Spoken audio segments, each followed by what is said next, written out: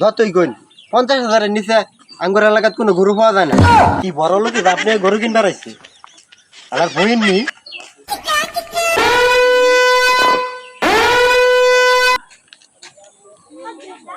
এই হ্যালো, ওই গ্রামে আই ঘুরছি তো। ওই এটা কোন লাগতো না, গ্রামে যখন আইছি বড় গরু তো কিনে লই যাবো। দেখ তো মনে ডাহাতে নিয়ে আইছি, আবার কোথাও বড় গরু কিনবো। এর তুই দরবার হয় কাম হয়ে যাবে।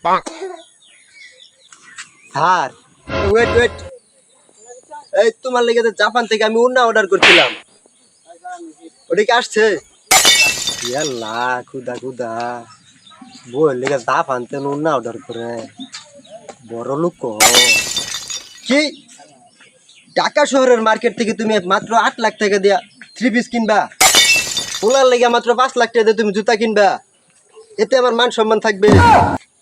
আহা তোমরা কি শুরু করলা? আমি আমেরিকা গেলাম এই মার্কেট করার জন্য, ওইখান থেকে কেনাকাটা করে নিয়ে আসতাম। তোমরা যে কি বলো না, এই 8 লাখ টাকা দিয়ে 3 পিস যদি পয়রা তুমি রাস্তাঘাটে বের হও আমার মান সম্মান থাকবে? আর আমার পোলায় যখন 5 লাখ টাকার জুতা নিয়ে ওই রাস্তাঘাটে বের হবে আমার মান সম্মান থাকবে?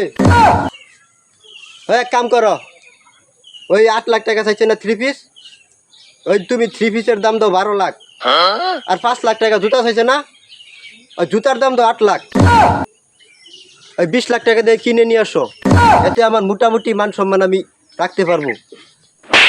আপনি কে? না আমি দালাল। মানে? না মানে দালাল দালাল, এই এলাকার যত বড় বড় গরু এগুলো তো আমার দেয় বেচা কিনি হয়। আইনের বাজার তো 5 লাখের কম না, জানেন বড় গরু দেয় আইর। আরে না মানে কুরবানি তো কুরবানি, এত টাকা দিয়ে কুরবানি দূর লাগবো, তাইলে স্যার 4 লাখের মধ্যে দেখামু। আরে না আরো কম। শালার আগের কথার লগে তো আনার কথার কোনো মিলি নাই।